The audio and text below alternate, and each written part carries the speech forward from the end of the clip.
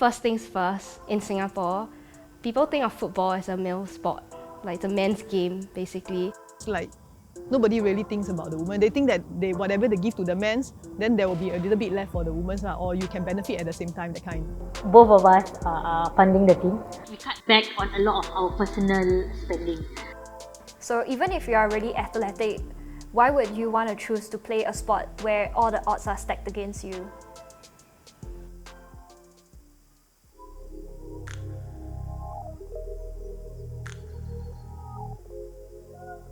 I was 19 when I picked up football, and it was during NIE PE module.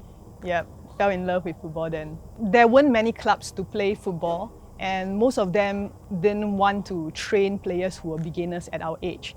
So it was very difficult to start out at an older age and then not have the correct skills to play and enjoy football. So a group of friends, mostly beginners, we started to form this club with a mentor, and then she taught us the basics from there. So we came out and we started Arian on our own. For Arian, we were managed all by girls. So we started our own team, we raised funds on our own, we got our own coach. Everything was just people contributing. We didn't have sponsors, didn't have any help. There were not a lot of places to play, so wherever we saw open spaces like the MR3 track, we went there to train. It was a little bit lighted up at night, and then there was enough space for physical training. We had 10, 15 people easily when we started out. When we had more facilities, we could go up to 20 plus. For so many years, people come and people go, but Arian is still surviving, and that's the biggest success.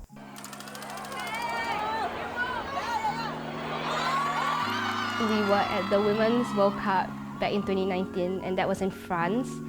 And it was amazing. There were like fan zones set up for women's football, and it's something like we've never seen happen in Asia. That was actually one of the experiences that we had that led us to kind of want to bring it to Asia as well. Like, we want people to like have that same support for, like, example, our own national team. Because right now, no one really knows that we have a women's national team. Yeah, so our goal is to increase the visibility of women football in Asia. So whether it's putting on our website like the different leagues that are going on, reposting some player stories, for example, like we just want to be that go-to place for like Asian women's football. One of the key events that we really did was this Pana tournament.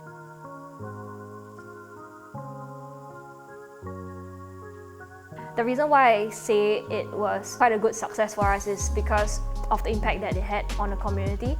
We had like, 100 plus people waking up at 9 AM to watch this Pana tournament, and I think we did not expect that. Like, it was really heartwarming to see that, and that was just the live stream views. I think after that, when it's published to Facebook, it had like 2,000 over views. So I think that was like really, really nice for us. In this whole scene, right, only the ones who have that persona or who look like a soccer player are considered those who can play. We decided to set up Team Wahana for players to have a safe platform to play. We believe that everyone can play. It's not about how you look or how unfit or how big you are. So that's how we start the team by getting players like that. So we tend to take players who have very little time playing and are usually benched. When we self-fund, we don't have to chase for sponsorship and try to convince others why they should pay for us to go. So it's important because the exposure there is real. Like I think for Phuket especially, that was our very first overseas trip. It garnered us a lot of support upon coming back. The Phuket organisers themselves like acknowledged the fact that we did have a good run when we were there. Now, there are more girls who play football at an age where they can make a difference.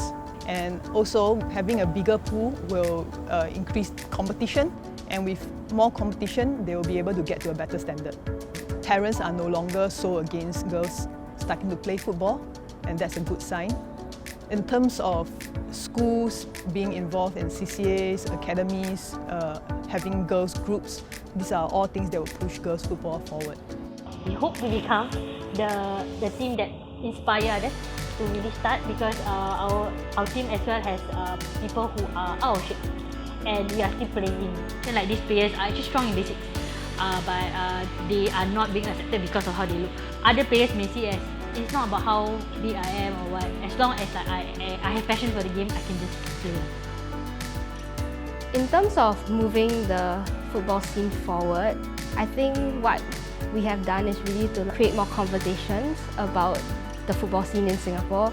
So, for example, like the lack of resources that we face, and that is covered under our campaign called Keeping Score. Like we've heard from the ground that, you know, even like our national team players have started like talking about it, and I thought that was really nice, you know, to see like, you know, the work we do, the effort we put in is actually reaching some ears and like creating some impact.